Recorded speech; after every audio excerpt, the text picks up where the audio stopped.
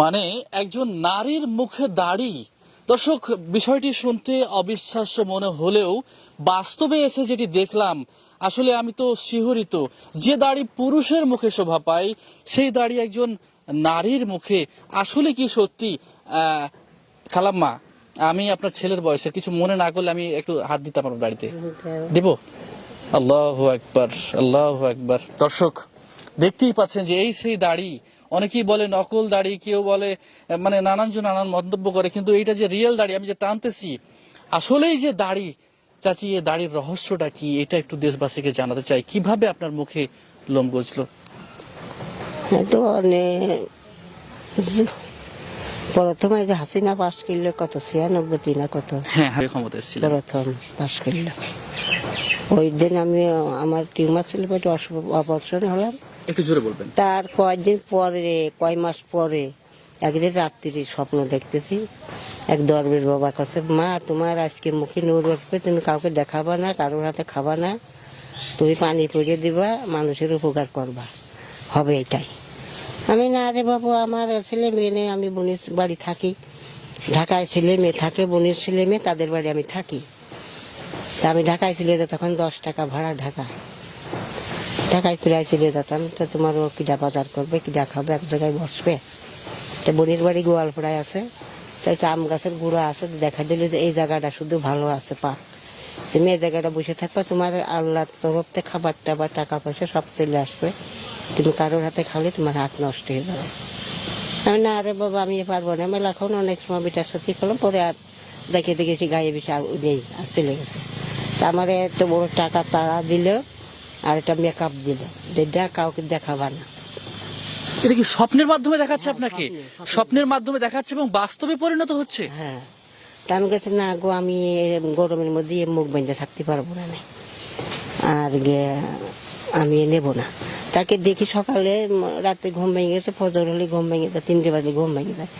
দেখি তো ওগুলো আবার হাতে দেখে ওই বাসের তেলে থুয়ে বাইরে আসি, বাইরে কাজ করে তা দাঁত মাজতে বারান্দায় বসে, আর ওই সাবান নিয়ে টমকি, তখন ওই হাতে এক এক করা একবারে। করতেছে? হ্যাঁ, এক এক কর পুরো রাত্রি হয়ে গেছে, এক এক কর।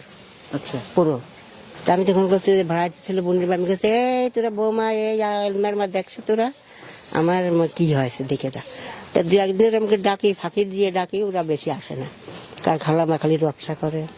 আমি না, তুই আজকে আয় দেখে যা একটা জিনিস।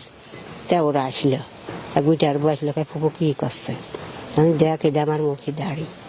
তো বিশ্বাস তো করলে না, তা সকল মিলে আলিয়ে চলিয়ে দেখলে তো সত্যি।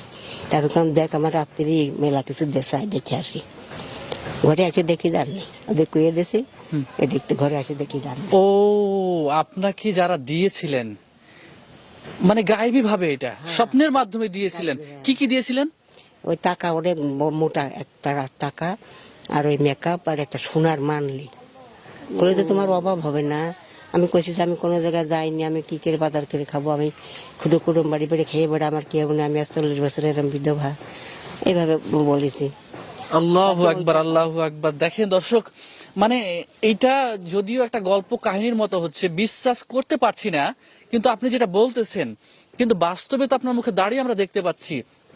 তার মানে ওই ঘটনাটা আপনাকে বলতে নিষেধ করা হয়েছিল, আপনি অন্য কাউকে বলে দিয়েছিলেন, যার কারণে বাসায় এসে দেখলেন ওই সমস্ত টাকা সোনা দানা যা দিয়েছিলেন গায়েবী ভাবে, সেগুলো আর নাই।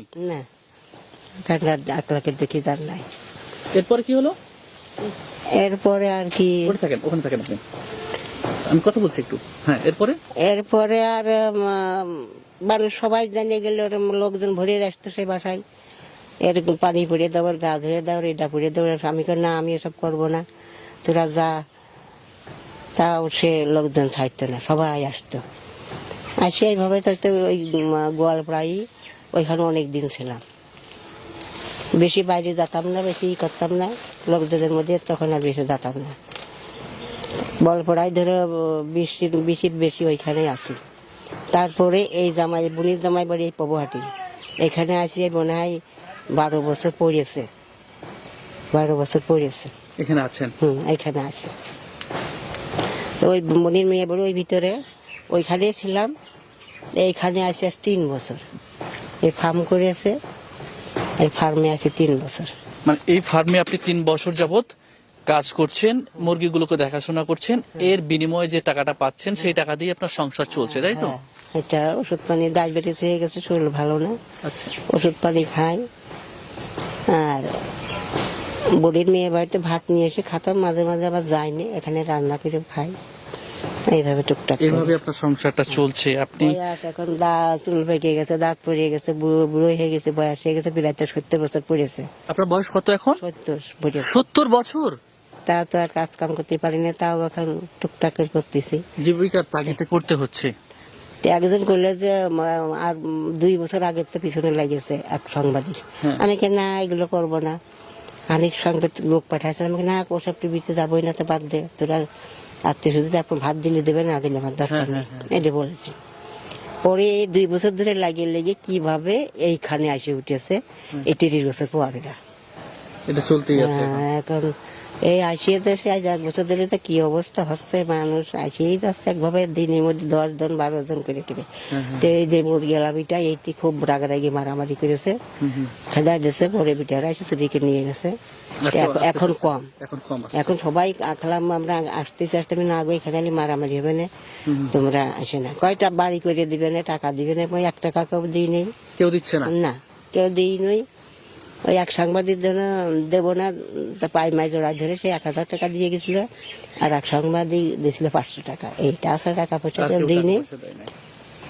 কোনো সাহায্য না। আমি কেন, আমি আমার কেউ নেই, ছেলে মেয়ে নেই, স্বামী নেই, জায়গা জমি নেই, যদি আমার সরকার একটু যতদিন বাঁচি যদি একটু থাকার রাস্তাটা দিত, আর কিছু অল্প কিছু সাহায্য দিলে, আমার আত্মীয় স্বজন যা দেয় আর সে যদি কিছু দিত, তাহলে আমার দিনে ভাত চলে যাবে। আমি আপনার কি কোনো জায়গা জমি আছে? কিছুই নাই, কিছুই নেই। পরের বাড়ি বাড়ি থাকি, স্বামীর বাড়িতে থাকলাম না, সেখানে জায়গা জমি তার নেই, সে মারা গেল, একটা ছেলে হলো সেও মারা গেল, এখন আমি এই বোনের বাড়ি, এই বোনের জামাই বাড়ি, এই টুকটুক করে। আপনার স্বামীও মারা গেছে? হ্যাঁ, এক এক ছেলে করে। হয়েছিল সেটাও মারা গেছে? হ্যাঁ, সেটাও মারা গেছে।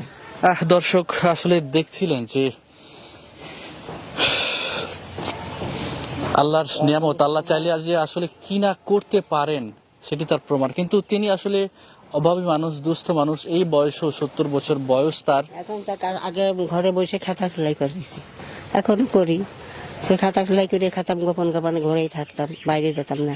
এইখানে জামাই বাড়ি আসে, এখন সবাই জানিয়ে গেছে, সবাই আসে, সবাই আবার এই সাংবাদিকরা নিয়ে আরো বেশি সমস্যা হয়। হ্যাঁ, এখন আপনি সারা দেশে হয়। সারা দেশে এটা জাগরণ হয়ে গেছে।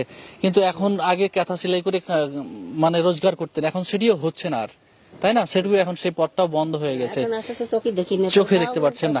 দর্শক, আমাদের এই ভিডিওর মাধ্যমে আপনাদের জানাতে চাই, আপনারা যারা সহৃদয়বান ব্যক্তিত্ব রয়েছেন দেশ এবং দেশের বাইরে থেকে, আমি আপনাদের প্রতি আকুল আবেদন জানাচ্ছি আমার মাধ্যমে, এই মাকে যদি আপনারা কেউ সাহায্য পাঠাতে চান, মায়ের একটি বাড়ির প্রয়োজন, বিশেষভাবে মাননীয় প্রধানমন্ত্রী জননেত্রী শেখ হাসিনার দৃষ্টিগোচর যাতে হয় সেই ভিডিওটি আপনারা শেয়ার করে দেবেন।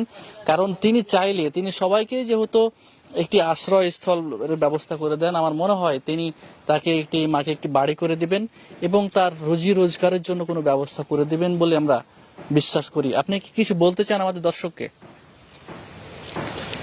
এখন বলার তো অনেক কিছু আছে, বলেছি তো কতই, তা তো আর কিছুই করিনি। পাওয়া যাচ্ছে না।